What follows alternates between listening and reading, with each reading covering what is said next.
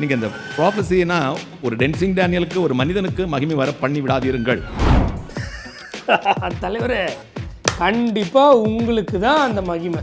ஏன்னா வேதத்தின் ஆண்டவர் சொல்லாத கண்டதை பேசிட்டு ஆண்டவர் சொன்னார்னு போய் சொல்கிறீங்க இல்லையா? அப்புறம் பார்த்தீங்கன்னா என்ன வல்லமை, என்ன அபிஷேகம் தாங்கவே முடியாது. என்ன சாவி துவாரத்தின் வழியை எட்டி பார்த்தீங்கன்னா எனக்கு கிறுக்க நினச்சவங்க. ஐயா, சாவி துவாரத்தின் வழியாக எட்டி பார்த்து இல்லை, நீங்கள் சொல்கிறதெல்லாம் கேட்டாலே எல்லாருக்குமே தெரியும். இவங்களே ரொம்ப ஆக்வர்டாக இருக்குன்னு தெரிஞ்சதெல்லாம் எடுத்து போட்டதுலேயே இவ்வளோ ஓட்டனா எடிட் பண்ணாமல் போட்டிருந்தா என்ன ஆயிருக்கும்? 2024ஆம் ஆண்டின் மிகப்பெரிய கள்ள தீர்க்கதரிசி யாருன்னு தொடர்ந்து நம்ம பார்த்துட்டே இருக்கோம். புதுசாக நம்ம ஒன்றும் பார்க்கணுன்னு அவசியமே இல்லை. என்ன தான் ஜோசுவா இவங்க 3 பேர் தான் சொன்னாலும், சரவணன் இவங்க 2 பேர் தான் சொன்னாலும் வாய்ப்பில்லை ராசா, இவர் தான் இதை வருஷம் ஃபுல்லாக ப்ரூவ் பண்ணுவோம். அப்படிப்பட்ட ஒரு வீடியோ தான் இது. வாங்க வீடியோவில் போய் பார்க்கலாம். வேதத்திற்கு எதிரான கிறிஸ்தவர்களை வறுத்து எடுக்க போறோம். வாங்க. ஒவ்வொரு ஆண்டும் நான் இங்கே ஊழியம் தொடங்குவது என்னுடைய பாக்கியமாக நினைப்பேன், என்னுடைய ஆசீர்வாதமாக நினைப்பேன். இப்போ ரொம்ப பிஸி ஆகிட்டதுனால நான் சபைக்கு வர்றதுனால ரொம்ப கட்டுக்கதைகளெல்லாம் பரப்பிடாதீங்க. இவர் பிஸி ஆகிட்டாராம்மா, டெட்லி தங்கையா சர்ச்சுக்கு வரலையாம்மா, தீர்க்கதரிசனம் சொல்கிறதுக்கு ரொம்ப நாள் கழிச்சு, அதாவது போன வருஷம் சொல்லிட்டு இந்த வருஷம் வராராம்மா. சரி, இந்த கிளிப்பிங் எதுக்கு போட்டேன்னா, மேலே பார்த்தீங்களே இயர்லாம், ஸோ 2024 பேசினது அப்படின்னு சொல்கிறதுக்காக தான் இந்த கிளிப்பிங். நீங்கள் இந்த ப்ராஃபஸினா ஒரு டென்சிங் டேனியலுக்கு ஒரு மனிதனுக்கு மகிமை வர பண்ணி விடாதீருங்கள். தலைவரே, கண்டிப்பாக உங்களுக்கு தான் அந்த மகிமை. ஏன்னா வேதத்தின் ஆண்டவர் சொல்லாத கண்டதை பேசிட்டு ஆண்டவர் சொன்னார்னு போய் சொல்கிறீங்க இல்லையா? அந்த கிரெடிட்டை ஆண்டவருக்கெலாம் கொடுக்க முடியாது. ஏன்னா நீங்கள் போய் சொன்னதுக்கு அனுபவிக்க வேண்டியது நீங்கள் தான், 100% நீங்கள் தான். இந்த தீர்க்கதரிசிகளுக்கு ஒரு கெட்ட குணம் உண்டு பாருங்க. அவங்க சொன்னது நடந்து வால் போஸ்ட் ஒட்டிடணும். அவங்க சொன்னது நம்ம நாசமாக போனால் நாசமாக போயிடணும். இப்போது இவர் மற்ற தீர்க்கதரிசிகளை ஏளனமாக பேசுகிறாராமா, அவனுங்களுக்கெல்லாம் ஒரு கெட்ட பழக்கம் இருக்குன்னு. இப்போ நான் கேட்குறேன், இந்த ஸ்டேட்மெண்ட்டை சொல்கிறதுக்கு உங்களுக்கு இம்மி அளவு தகுதி இருக்கா? 100% இல்லை. பார்க்குறீங்களா? 2020 prophecy warning bro Tensing Daniel 3 months 6 days prophecy fulfilled. தம்பட்டை அடித்தது யார்? இவர் சொல்லி கொரோனா வந்துருச்சான், அதுவும் 3 மாதம் 6 நாள்லேயே வந்துருச்சான். இப்படி ஒரு தம்பட்டை அடித்த இவருக்கு தீர்க்கதரிசிக்கு ஒரு கெட்ட பழக்கம் இருக்குன்னு மற்றவங்கள சுட்டி காட்டுறதுக்கு தகுதி இருக்கா இல்லையா? ஐயா டென்சிங்கு, கொரோனா வந்தது 2019 டிசம்பரில், அதுக்கு பேரே COVID-19. இது தெரியாமல் 2020 வந்துச்சுன்னு ஏதோ காமெடி பண்ணிகிட்டு இருக்கீங்க. சரி, அது ஒரு பக்கம் இருக்கட்டும். அடுத்து நிறைவேறியது தீர்க்க தரிசனம் 2022 யுத்தத்தின் சத்தம் ப்ராஃபஸி ஃபுல்ஃபில்ட். அதில் இவர் எடிட் பண்ணி போட்டிருக்க ஃபோட்டோ, உக்ரைன் ரஷ்யா வாரில் அத்தனை 1000 பேர் சாவுறாங்க. இவர் சொன்னது நடந்துருச்சுன்னு. இவர் சொன்னதெல்லாம் நடக்கலை. இவர் எதையோ ஒன்று குருட்டாம்போக்கில் அடித்து விட்டு ஏதோ ஒன்று நடந்த உடனே லிங்க் பண்ணி, உங்களுக்குலாம் என்ன தகுதி இருக்குது அடுத்தவங்க தப்பு அப்படின்னு சொல்கிறதுக்கு? 2023 தீர்க்க தரிசனம் நிறைவேறுதல் ப்ராஃபஸி ஃப்ளைட் கிராஷ். ஒரு வருஷத்துக்கு முன்னாடி ஒரு ஃப்ளைட் கிராஷ் நடந்து கொஞ்சம் பேர் செத்துருக்குறாங்க. நான் சொன்னது நடந்துச்சு, நீங்கள் தம்பட்டை அடித்து நீங்கள் ஒரு பெரிய ஆள் ப்ராஃபிட்னு காட்டணுமா?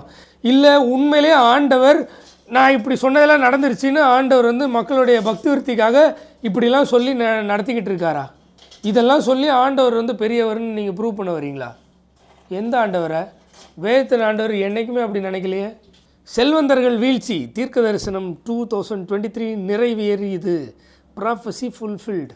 அடுத்தவன் விழுறது உங்களுக்கு சந்தோஷம், ஏன்னா நீங்கள் சொல்லி அது நடந்துருச்சுல, நீங்கள் ஒரு பெரிய ப்ராஃபிட். அப்படியா? இப்படி இதெல்லாம் சொன்ன உங்களுக்கு இந்த ஸ்டேட்மெண்ட்டை சொல்ல இனிமேளவு தகுதி இருக்கா? எந்த ஸ்டேட்மெண்ட்டை? இந்த ஸ்டேட்மெண்ட்டை. இந்த தீர்க்கதரிசிகளுக்கு ஒரு கெட்ட குணம் உண்டு பாருங்க. அவங்க சொன்னது நடந்து வால் போஸ்ட் ஒட்டிடணும். அவங்க சொன்னது நம்ம நாசமாக போனால் நாசமாக போயிடணும். ஏன்னா இவர் வால் போஸ்ட் அடிக்கவே மாட்டார், யூடியூப் வாலில் தான் போஸ்ட் அடிப்பார். 3 விஷயத்தை கேட்டேன். உங்களுடைய பரிசுத்தம் வேண்டும், நித்திய ஜீவன் கட்டாயம் வேண்டும், நீர் எனக்குள் தங்க வேண்டும். கையை தட்டுங்களேன். இந்த 3 விஷயத்தை கேட்டாராம். இவரே ஒப்புதல் வாக்குமூலம் கொடுக்குறாரு, 2024 வரைக்கும் நான் மறுபடியும் பிறக்கவே இல்லை அப்படின்னு. ஏன்னா ஆண்டவர் தீர்க்க தரிசனமாக யோவேல் தீர்க்க தரிசனத்தை உரைச்சது, எசேக்கியேல் 36 சொன்னது, எரேமியா 31 சொன்னது, இந்த கல்லான இருதயத்தை எடுத்து போட்டு சதையான இருதயத்தை வைப்பேன்னு சொன்னது, இந்த நிக்கதேமுக்கு ஒருத்தன் மறுபடியும் பரவாவிட்டால் பரலோக ராஜ்யத்தில் பிரவேசிக்க மாட்டான்னு சொன்னது, கைகளால் கட்டப்பட்ட ஆலயங்கள் தேவன் வாசமாக இரார்னு சொன்னது, நீங்களே தேவனுடைய ஆலயமாக இருக்கிறீர்கள், உங்களுக்குள்ளே தேவன் வாசமாக இருக்கிறார், நீங்கள் அறியீர்களான்னு கேட்டது, பரிசுத்த ஆவியினால் நீங்கள் முத்தரிக்கப்பட்டீர்கள்னு சொன்னது, இதெல்லாம் எதுவுமே இவருக்கு நடக்கலை. 2024 தான் கேட்குறாரு, நீங்கள் எனக்குள் வாசம் பண்ண வேண்டும்னு. அதுவும் முறையாக உண்மையான ஆண்டவர்கிட்ட, ஆண்டவரே நான் மன்னிச்சிருங்க, நான் இத்தனை வருஷமாக பொய் சொல்லிட்டேன் அப்படின்னு கேட்டிருந்தாருனாலாவது நடந்திருக்கும். இவர் ஏடா கூடமாக யார்கிட்டையோ கேட்டார், அதனால என்னென்ன நடந்ததுன்னு பாருங்கள். சொல்லி முடித்ததும் ஒரு பெரிய இருட்டு, அந்த இருட்டுக்குள்ளே கேஸ் லைட்டரில் ஸ்பார்க் ஆகும் பார்த்தீங்களா, சின்ன வெளிச்சம், அந்த லைட்டெல்லாம் ஆஃப் பண்ணிட்டு கேஸ் ஸ்டவ்வை ஆன் பண்ணி பாருங்கள், அப்போ அந்த ஸ்பார்க் ஆகிறது தெரியும். அப்படி வெளிச்சம் தெரிஞ்சது. அப்புறம் கொஞ்சம் பெருசாச்சு. அப்புறம் பார்த்தீங்கன்னா லீலி புஷ்பம் பூவை போல் அது மாறி அப்படியே அது பிரகாசமாக சூரியனை மாதிரி பிரகாசிக்க ஆரம்பிச்சு, அப்படியே பக்கத்தில் வர வர டைமண்டாக மாறிச்சு. இவர் லீலி புஷ்பத்தை போய் பார்த்தார். பெரிய லீலி புஷ்பமாக மாறி டைமண்டாக மாறிடுச்சான். சின்ன லைட்டு லீலி புஷ்பமாக மாறி டைமண்டாக மாறிடுச்சு. ஈரக்கற்களை போல ஜொலித்தது எனக்கு ஒரு பக்கத்தில் அவ்வளோ தூரம் வந்திருக்கும், மேலேருந்து இறங்கி வருது. ஒரு காதில் எனக்கு சத்தம் கேட்டுச்சு, உன் கையை நீட்டு. இந்த கையை நீட்டினேன், கையில் கொண்டு வந்து அப்படி இவ்வளோ பெரிய லில்லி புஷ்பத்தை வைரம் மாதிரி பெரிய வெளிச்சம் கையில் போட்டார். அது வந்துச்சுன்னாரு, இப்போ கையில் போட்டாருன்றாரு. கையில் போட்டு எங்கே வச்சுக்கலான்னு நான் யோசிக்கிறேன். தலையில் வச்சுக்கலாமா, அது வெளியில் இருக்கும், கையில் வச்சு ஏந்திக்கிட்டே போகலாமா, அதுவும் நல்லா இருக்காது யோசித்து கொண்டே இருந்தேன். திடீரென்று அதை எடுத்து அப்படியே கொண்டு வந்து அப்படியே பக்கத்தில் கொண்டு வந்து நெஞ்சு பக்கத்தில் வந்து சட்டுன்னு அமைக்க கொண்டேன். அது உள்ள சல்லுன்னு போயிடுச்சு. அது வந்துச்சு, நான் அமுக்கிட்டேன், அது உள்ள சல்லுன்னு போயிடுச்சு. எது? கண்டிப்பாக ஆண்டவராக இயேசு கிறிஸ்துவ வனாந்தரத்தில் வச்சு வசனத்தை யூஸ் பண்ணி தவறாக இன்டர்பிரேட் பண்ணி ஒருத்தன் வந்தானே, அவனாக தானே இருக்க முடியும். போன உடனே என் உடம்பிலிருந்து ஒரு வெளிச்சம் வந்தது பாருங்க, பயங்கரமான வெளிச்சம். ஆண்டவர் சொன்னார், என் வார்த்தையாகிய வெளிச்சத்தை உனக்குள் வைத்திருக்கிறேன், இந்த வெளிச்சத்தை பற்றி உலகம் அங்கு பேசு. கைகளை தட்டி பார்த்தீங்களா, வசனத்தை மிஸ்இன்டர்பிரேட் பண்ணி சம்மந்தமே இல்லாமல் ஏதோ ஒரு வசனத்தை கோட் பண்ணி டைமண்டு லீலி புஷ்பம் உள்ளே அமுக்கிட்டேன் அப்படின்னு சொன்னதை ஜஸ்டிஃபை பண்ணுறதுக்கு யூஸ் பண்ணுறேன். இதுலேருந்தே தெரில இவர் கேட்டது யார்கிட்டயோ, கொடுத்தது எவனோ, பெற்றுக்கொண்டு சொல்கிறதும் ஒரு கதைன்னு தெரியுதா இல்லையா? அடுத்த செகண்ட் அந்த வெளிச்சம் வந்தவன ஒரு பெரிய ஏஞ்சல் வந்தார். இந்த வெளிச்சமும் அவர் முகமும் ஒரே போல இருந்துச்சு. என் வலது பக்கம் வந்து நின்றார், இந்த பக்கம் வந்து நின்றார். பின்பு என்ன யோசித்தாரோ தெரியாது, என் பின்பக்கம் வந்து வானம் அளவுக்கு உயரம் அந்த செட்டைகள், அவ்வளவு ஹைட்டு. அப்படியே அந்த செட்டையின் நிழலாம் இல்லை, அப்படியே மூடினார் பாருங்கள். என் வார்த்தையாகிய வெளிச்சத்தை உன்னில் வைத்து என் செட்டை நிழல் நான் மூடுகிறேன், புறப்பட்டு செல் என்றார். அல்லேலூயா. அதுக்கப்புறம் ஏஞ்சல் வந்தாராம். இந்த வெளிச்சமும், அதாவது இப்படி அமுக்கி உள்ளே போட்டார்ல, அதுவும் அந்த ஏஞ்சலும் ஒன்றா இருந்துச்சான். மறுபடியும் மிஸ்இன்டர்பிரிட்டேஷன். என் சட்டைகள்னு ஆண்டவர் சொன்னதை எடுத்து ஏதோ ஏஞ்சல் வந்தார் மூடினாருன்னு சொல்லி என்னென்னவோ பேசிகிட்டு இருக்காருப்பா. இதெல்லாம் நீங்கள் நம்புறீங்களே? இன்னமும் இவர் தேவ மனிதன் நம்புற கூட்டம் இருக்குல்ல.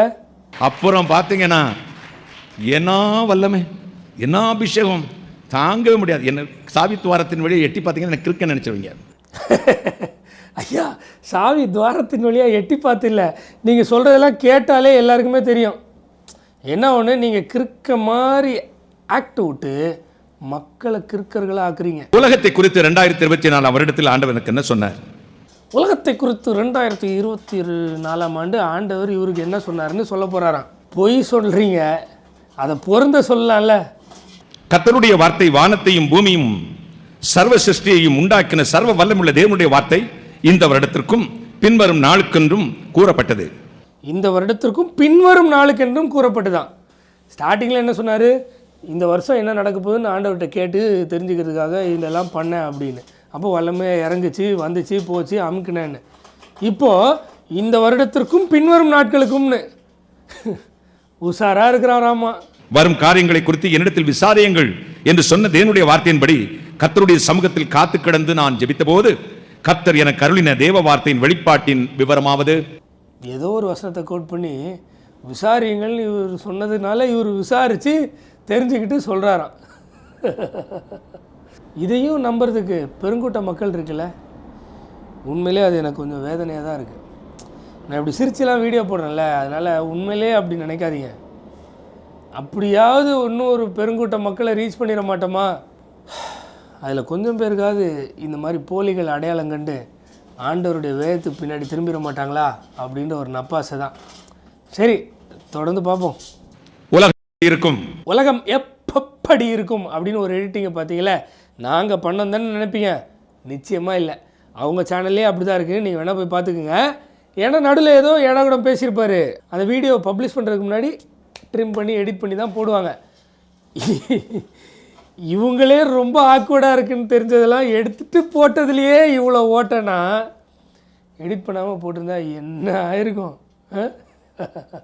சரி, உலகத்தை பற்றி இவங்க பொய்யா ஒரு ஆண்டவர் சொன்னாருன்னு சொல்கிறாங்களே, அது என்ன, அதெல்லாம் எந்த அளவுக்கு பொய்ன்னு தொடர்ந்து இனி வரும் நாட்களில் பார்ப்போம். கண்டிப்பாக ஜோஸ்வா இந்த 3 பேர் தான் நம்பர் 1 சொன்னாலும், சரவணன் இந்த 2 பேர் தான் நம்பர் 1ன்னு தலை கீழே நின்னாலும், ஏற்கனவே காட்டியாச்சு டென்சிங் டேனியல் தான் நம்பர் 1ன்னு. இந்த வருஷம் ஃபுல்லாக காட்டுவோம், தொடர்ந்து பாருங்கள். இதுக்கு மேலேயும் நான் பைபிளுக்கு திரும்ப மாட்டேன், டென்சிங் டேனியல் தேவ மனிதர் அவர் பின்னாடி தான் போவேன்னா, உங்கள் இரத்த பழிக்கு நாங்கள் பொறுப்பில்லை. பாய்.